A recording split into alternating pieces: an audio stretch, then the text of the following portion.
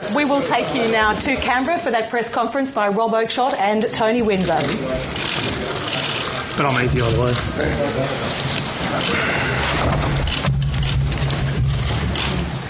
We right to go?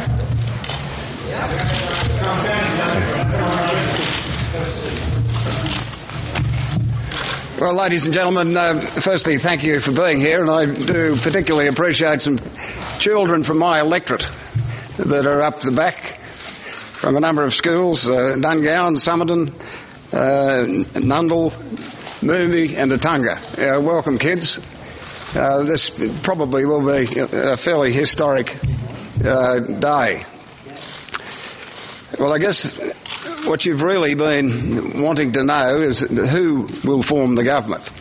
Before making a statement as to how I will vote, I'd just like to thank both leaders for the way in which they've treated us as individuals through this process. And I'd also like to thank the press, if I could. Even though you've been in our faces a bit,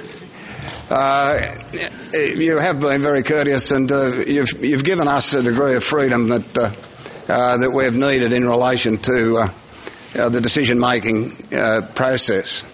One of the things that we've looked to throughout this process is, could a government be formed? There's obviously three options. One, the coalition, two, the Labor Party, and the third option being another election.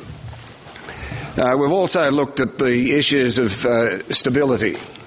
If a government is formed, how long could it last? And that's a key deliberation in our view, and Rob might elaborate on that a bit later. How long could a government actually last with the numbers the way they are? Also, what sort of a relationship would there be in relation to the Senate, for instance? There are a number of other issues, and both sides of the debate have put regional packages together, and I don't think that's any secret. And they've both done a great job. They really have. There's differences, but they have recognised quite clearly that regional Australia has missed out in the past. So there's been some admissions in relation to that, and some of the programs that both sides have put together have been about trying to restore some of the equity issues in relation to health and education and infrastructure.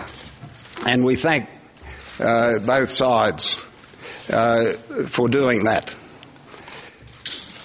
I intend, with my vote, for what it's worth, to support the Labor Party. Rob will make an announcement in the moment as to how he intends to vote. The issues that I thought were critical to this, and possibly the most critical, was broadband.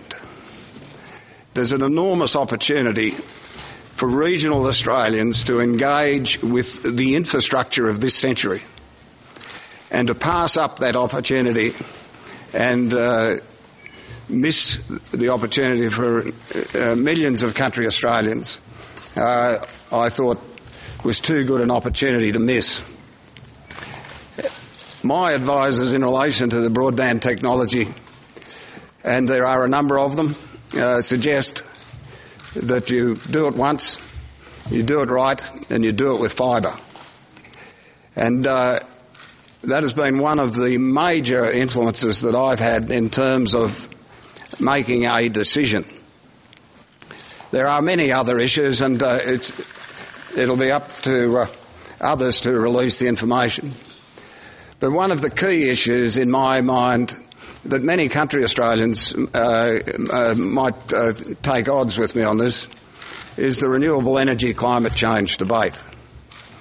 I think it is time that, given the politics that surrounded the last Parliament, the Rudd, Turnbull, Abbott politics, it is time that we actually stood back and revisited some of those issues, not only in terms of a market mechanism or whether a carbon tax is the way to go, but really have a look at what the globe is doing.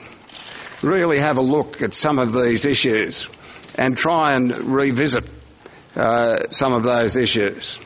And it is obvious to me that regional Australia would be a major beneficiary of a lot of the renewable energy sources. So I see enormous opportunities where others fear the whole climate change debate. There are enormous opportunities in that debate in relation to country Australians and regional Australians and the farm community, etc. The final thing that I'd say, and we'll probably be asked one or two questions, I gather, before handing over to Rob, and you'll all go and look at my maiden speech after this, because, and I hadn't looked at it for quite some time, but it was not really worth reading, but there's a...